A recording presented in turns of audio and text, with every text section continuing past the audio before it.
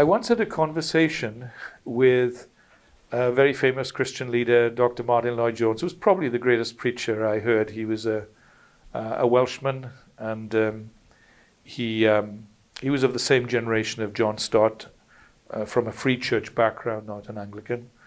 And I went to see him after graduating from Oxford University, where I studied modern European history. By modern, I mean the last 2,000 years.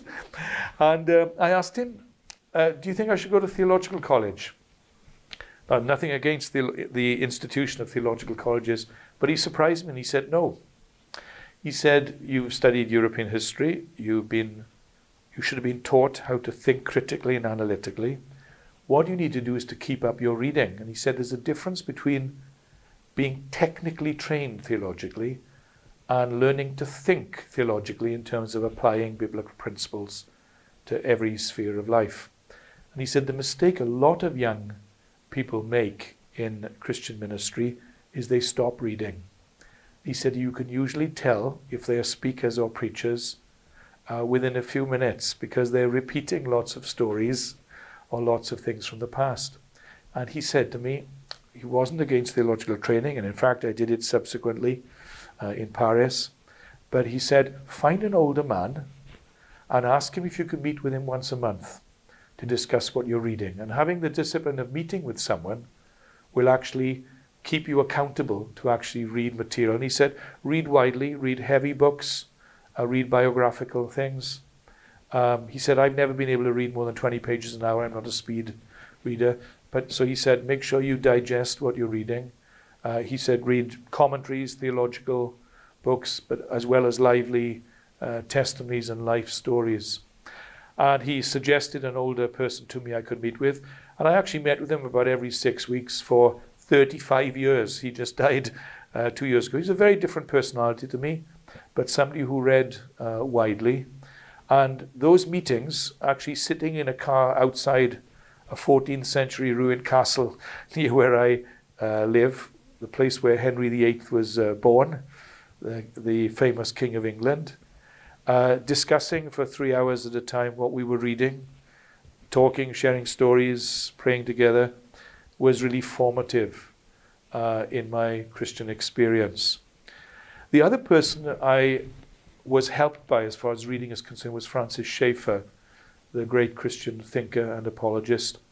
Once my wife lived in L'Abri and worked there for a year, and before we were married we visited L'Abri, and Schaeffer was conducting a question and answer session on Saturday night, and he came in and sat down by the fireplace and he said, right, what's the first question? So these students were throwing questions at him like hand grenades, including some American young folks who came from missionary backgrounds and were angry with their background and so on. He didn't give a sermon. He just caught each question. Grenade coming, catch, catch, catch.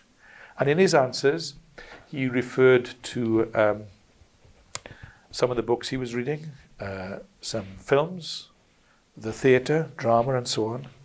Anyway, at the end of the evening, one of the students said, how were you able to watch all these films, read all these books, get to all these plays? He said, I don't. I just read the reviews every weekend. And if it's really useful, I'll go deeper in understanding it.